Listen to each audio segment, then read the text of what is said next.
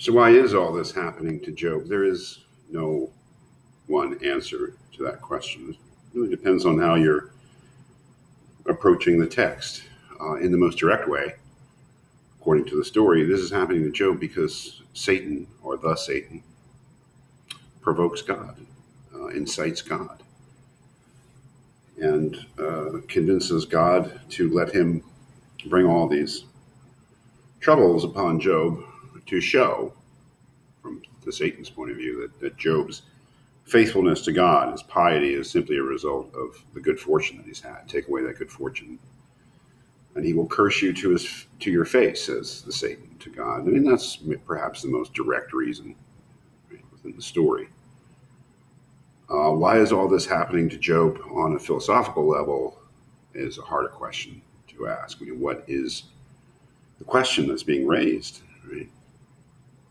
As we'll see in this book, the question that's being raised is God just? And that's an incredibly difficult question. As the book, after chapter 2, the book takes this turn, which is much more complex, and Job's response to what's happened to him is not as simple and direct as it is in the first chapters, where he simply accepts everything and says, "Got to take the good and the evil; they all come from God." And Job begins to complain after chapter 2. I think takes an entirely different turn. But so, why is all this happening to Job? I don't know. Philosophically, to explore the question of existence, explore the question about whether God is supposed to be just, and the meaning of human suffering, and if we get what we deserve in life, as life is. I mean, so all this is happening to Job.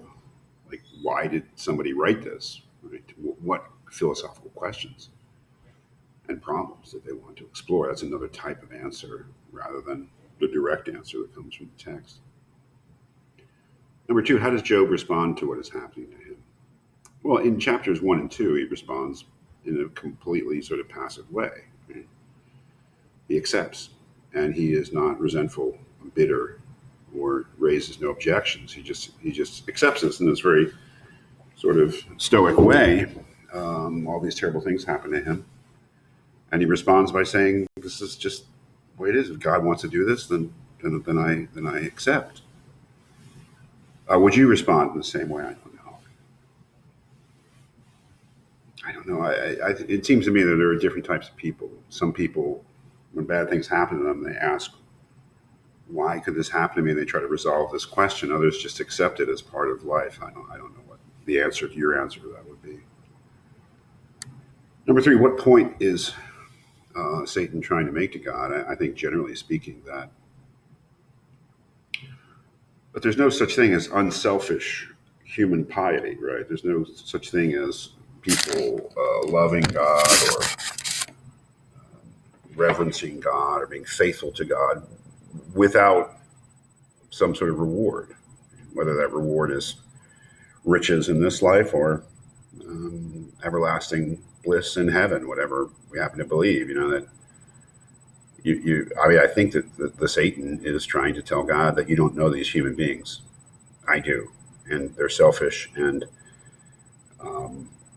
they don't have the capacity to be pious and faithful without being rewarded for it. I think it's a huge question, right? I mean, do you think that in general, despite Job's response, despite the fact that at least in chapters 1 and 2, Job responds in this completely accepting way, do you think that it is a fair point?